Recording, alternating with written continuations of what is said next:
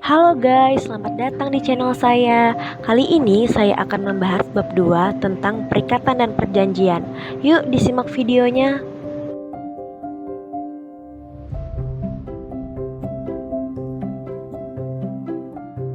Di dalam kehidupan sehari-hari, kebanyakan orang hanya mengenal istilah perjanjian, seperti halnya perjanjian jual beli, perjanjian sewa menyewa, dan sebagainya. Tetapi istilah perikatan mungkin kurang dikenal. Di sini saya akan menjelaskan tentang apa itu perikatan. Di sini ada dua kasus. Yang pertama, perjanjian yang melahirkan perikatan. Yang kedua, perjanjian yang bukan perikatan. Dari kasus pertama, kenapa dia dinamakan perjanjian yang melahirkan perikatan? Karena dalam kasus ini ada kata kesepakatan.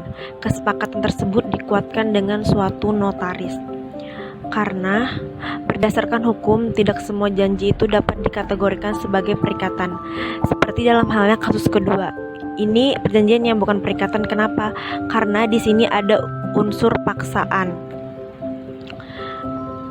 Karena dapat dikatakan sebagai suatu perikatan apabila memenuhi syarat-syarat sebagaimana yang diisyaratkan oleh undang-undang untuk sahnya suatu perjanjian.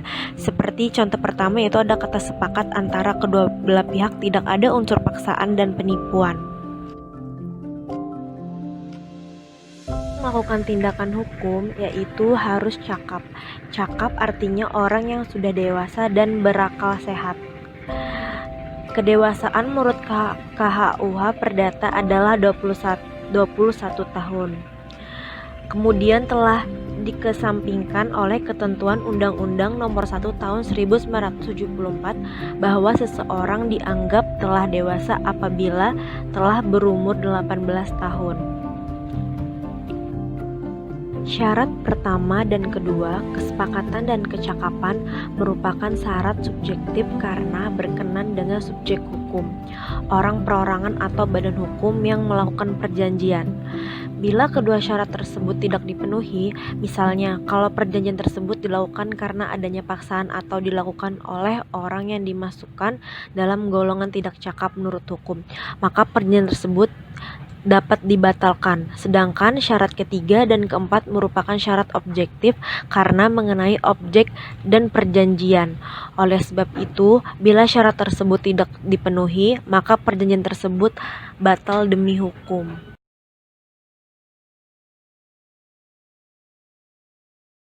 Menurut Subukti 1982, perikatan adalah hubungan hukum dalam bidang harta kekayaan antara dua pihak atau lebih dasar mana satu pihak berhak kreditur dan pihak lain berkewajiban debitur atas suatu prestasi.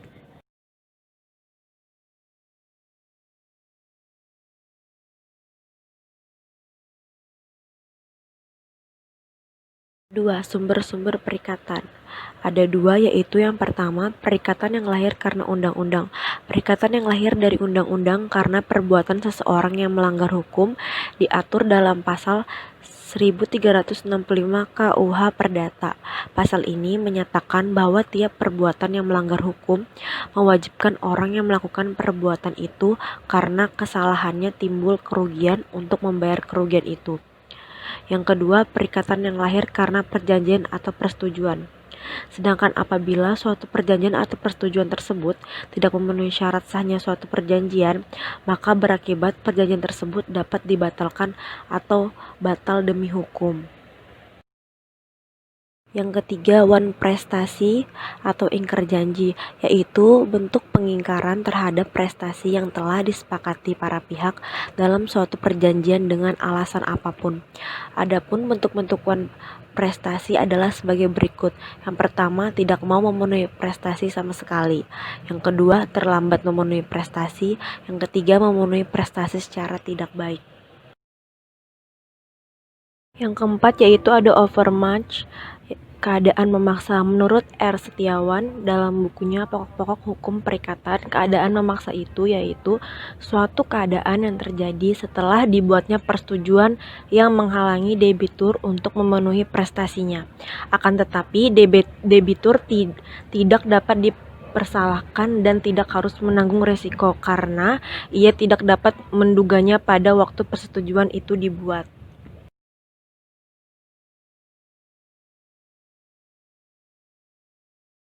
Yang kelima yaitu ada somasi. Somasi merupakan sebagian suatu pesan atau peringatan dari kreditur kepada debitur kapan selambat-lambatnya ia harus memenuhi kewajibannya. Apabila sampai waktu yang telah ditentukan itu ia belum dapat memenuhi prestasinya, barulah ia dapat dinyatakan lalai. Yang keenam yaitu ada ganti rugi. Ganti rugi ini adalah untuk membatasi tuntutan ganti rugi dari kreditur. Ganti rugi ini dapat berupa yang pertama ganti rugi atas biaya, yaitu untuk biaya berupa segala pengeluaran dan ongkos-ongkos yang telah dikeluarkan oleh salah satu pihak. Misalnya seperti ongkos pengangkitan dan pengiriman barang. Yang kedua, ganti rugi atas kerusakan, yaitu untuk kerusakan barang-barang milik kreditur yang disebabkan oleh kelalaian debitur.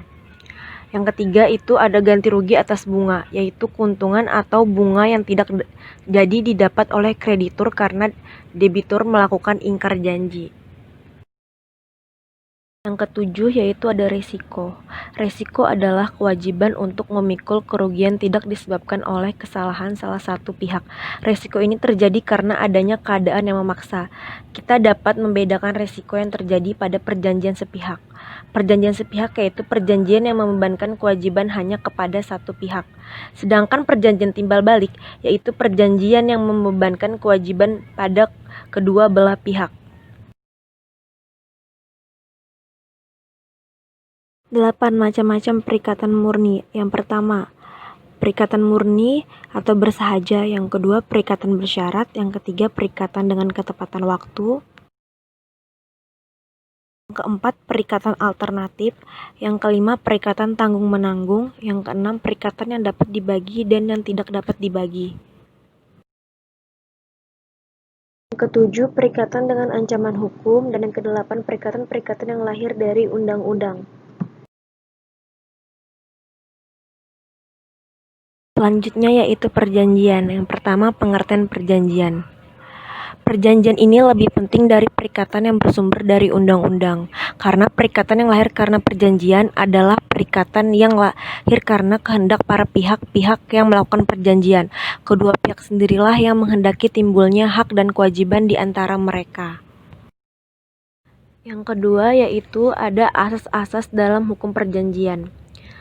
Yang pertama, asas kebebasan berkontrak, yaitu seseorang tidak boleh mengadakan perjanjian selain yang diatur yang berupa dan berisi apa saja asalkan tidak bertentangan dengan kesusilaan dan berisi apa saja asalkan tidak bertentangan dengan kesusilaan dan ketertiban umum. Yang kedua yaitu asas konsensualisme, yaitu dalam hukum perjanjian perikatan timbul sejak tercapainya kata sepakat antara pihak-pihak mengenai pokok perjanjian mengenai saat terjadinya kesepakatan dalam suatu perjanjian. 3. Syarat sahnya perjanjian.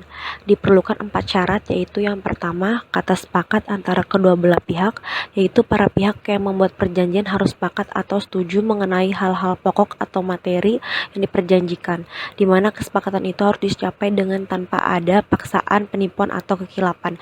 Yang kedua, kecakapan untuk melakukan tindakan hukum. Cakap yang dibolehkan oleh hukum untuk membuat perjanjian itu adalah orang yang sudah dewasa, yaitu sudah berumur genap 21 tahun. 3. Hal yang tertentu, maksudnya adalah dalam membuat perjanjian apa yang diperjanjikan atau objek perikatannya harus jelas, setidaknya jenis barangnya itu harus ada. Yang keempat, sebab yang halal, berarti tidak boleh memperjanjikan sesuatu yang dilarang undang-undang atau yang bertentangan dengan hukum, nilai-nilai kesopanan ataupun ketertiban umum.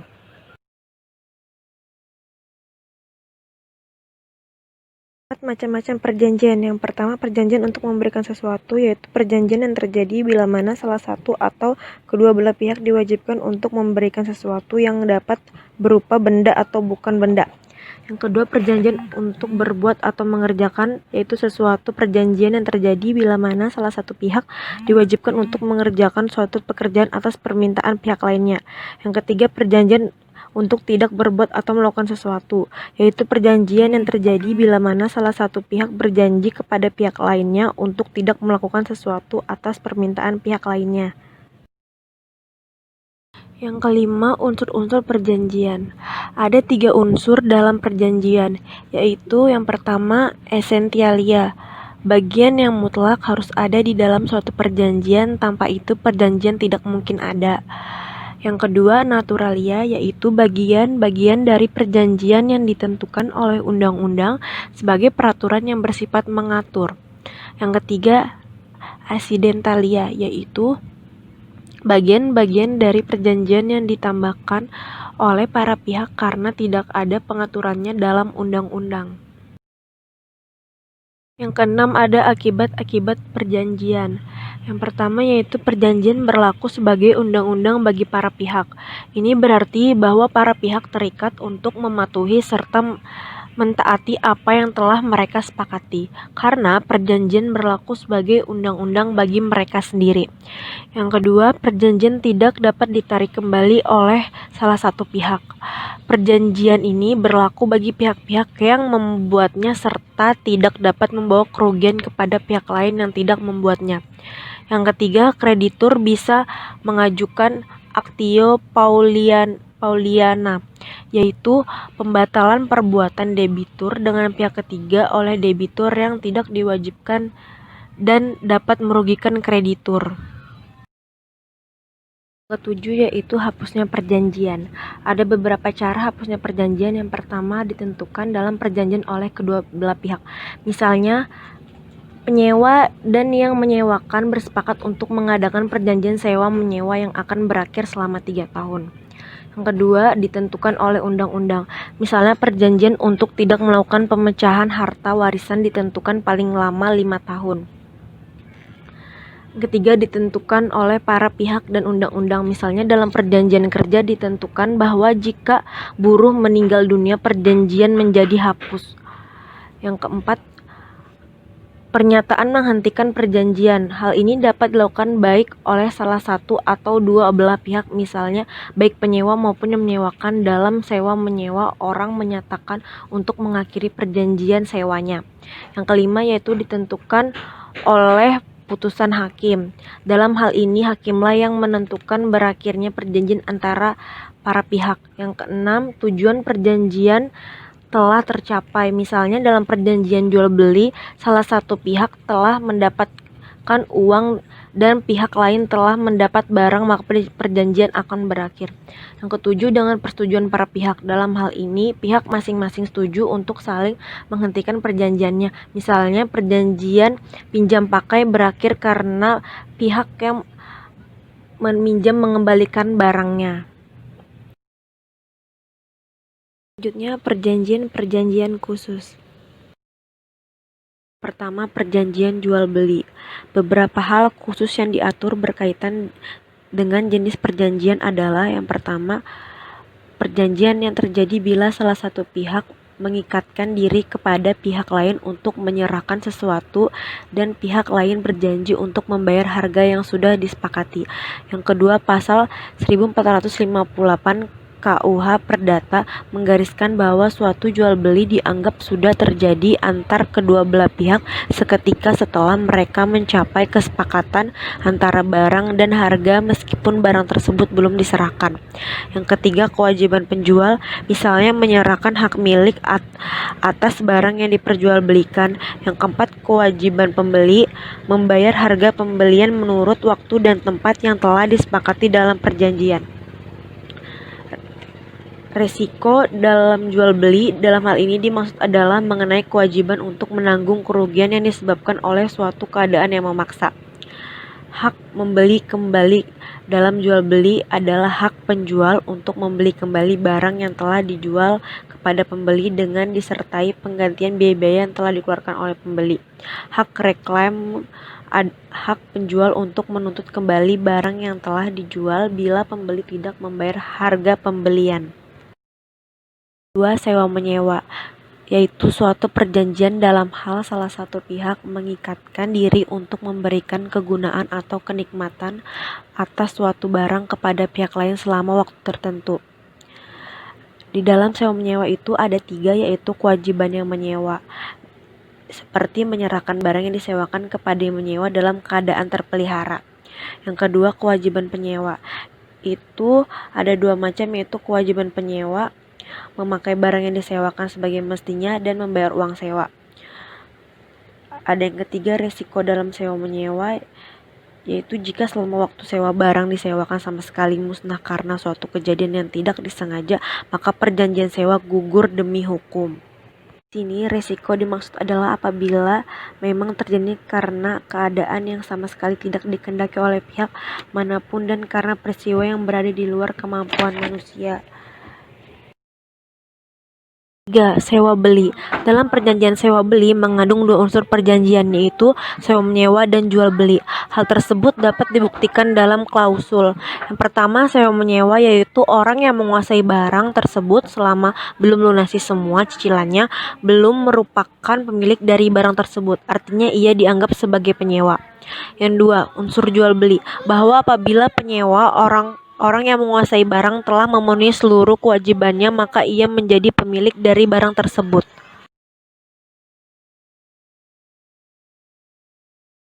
4. Pinjam meminjam, yaitu suatu perjanjian dalam bentuk salah satu pihak memberikan pinjaman kepada pihak lain suatu jumlah tertentu barang-barang yang habis dipakai. Dalam pinjam meminjam ada 3, yaitu kewajiban peminjam, misalnya mengembalikan barang yang dipinjam dalam jumlah dan keadaan yang sama pada waktu yang ditentukan. Yang kedua, kewajiban yang meminjamkan. Itu tidak boleh meminta kembali barang yang telah dipinjamkan sebelum lewatnya waktu yang ditentukan dalam perjanjian. Yang ketiga, bunga dalam pinjam meminjam. Bunga tersebut dapat berupa barang yang sejenis dengan yang dipinjam ataupun berupa uang. Dalam contoh kasus-kasus, beras yang dipinjam adalah 100 kg yang akan dibayar menjadi 110 kg selama 2 bulan. Berarti harganya adalah sebanyak 5%. Pemberian kuasa, yaitu suatu perjanjian antar satu pihak yang memberikan kekuasaan atau wewenang kepada orang lain, sedangkan orang lain ini menerimanya untuk menyelenggarakan suatu urusan untuk dan atas nama pemberi kuasa tersebut. Yang keenam, penanggungan utang, suatu perjanjian dalam hal mana seseorang pihak ketiga mengikatkan diri untuk memenuhi perikatan si berhutang.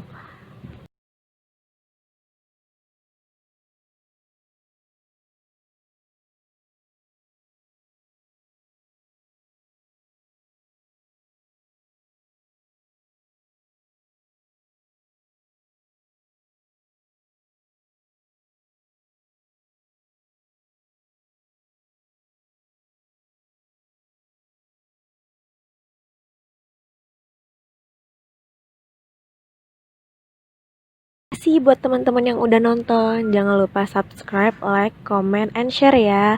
Bye.